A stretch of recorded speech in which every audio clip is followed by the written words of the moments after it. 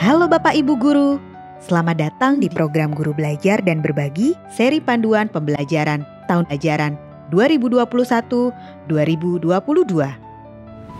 Pada video ini, kita akan menyaksikan bersama dampak yang terjadi pada pendidikan selama masa COVID-19. Apa saja dampak yang terjadi? Yuk kita simak laporan dari berita aktual berikut ini. KPAI menemukan data-data lapangan yang menunjukkan angka putus sekolah cukup tinggi, terutama menimpa anak-anak yang berasal dari keluarga miskin. Terdapat 5 penyebab anak putus sekolah selama masa pandemi COVID-19, yaitu menikah, bekerja, menunggak iuran SPP, kecanduan game online, dan meninggal dunia.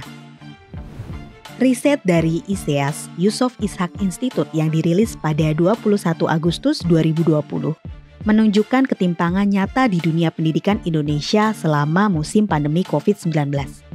Hampir 69 juta siswa kehilangan akses pendidikan dan pembelajaran di era pandemi. Namun di sisi lain, banyak kelompok siswa dari keluarga mapan lebih mudah belajar jarak jauh. Ini implikasi dari ketimpangan. Dampak pandemi yang dirasakan semakin berat membuat pihak sekolah swasta menjerit mengeluhkan sulitnya menutupi kebutuhan operasional sekolah hingga membayar gaji guru-gurunya. Selama ini, mayoritas sekolah swasta berjuang memenuhi operasionalnya secara swadaya dengan mengandalkan pemasukan dari SPP. Di lain sisi, saat ini banyak orang tua siswa yang tidak mampu membayar SPP akibat terdampak pandemi.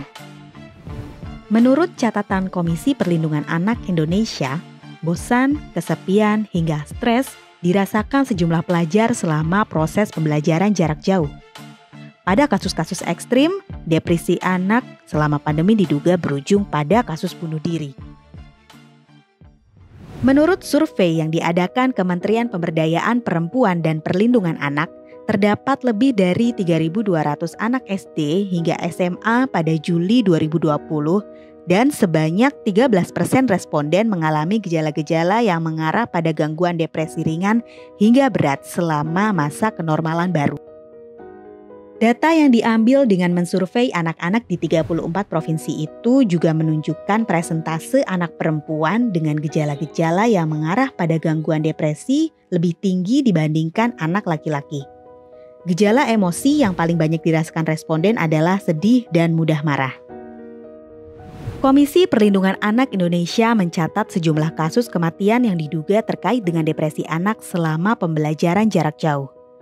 Pada November tahun 2020, KPAI mencatat ada seorang siswa kelas 12 di sebuah sekolah di Kabupaten Tangerang yang dirawat di salah satu rumah sakit lalu dirujuk ke RSJ Grogol, Jakarta Barat karena diduga mengalami depresi. Menurut pernyataan KPAI, keluarga menduga anak itu depresi karena banyaknya tugas belajar daring selama pandemi COVID-19. Dari kumpulan berita tersebut dapat kita kategorikan dampak COVID-19 dalam pendidikan pada 4 kategori.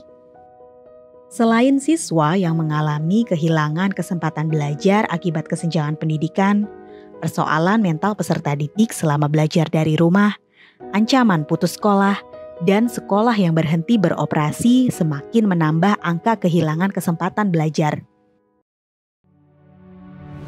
Nah, dari penjelasan tersebut, apa yang dapat Bapak Ibu simpulkan? Selama pembelajaran jarak jauh, siswa dituntut menguasai konten dengan berbagai tugas yang menumpuk, tanpa memahami konteks yang relevan dengan kehidupan sehari-hari. Segala upaya dilakukan oleh guru agar target pembelajaran tercapai, yang akhirnya memaksa siswa untuk dapat menyelesaikan tujuan pembelajaran tanpa mengetahui bahwa siswa belum atau bahkan tidak paham terhadap materi yang dipelajari. Dampak yang dialami oleh siswa ini yang menjadi bahan evaluasi untuk mengkaji ulang pelaksanaan pembelajaran di masa pandemi COVID-19. Apakah benar praktik pendidikan seperti itu yang diharapkan Indonesia?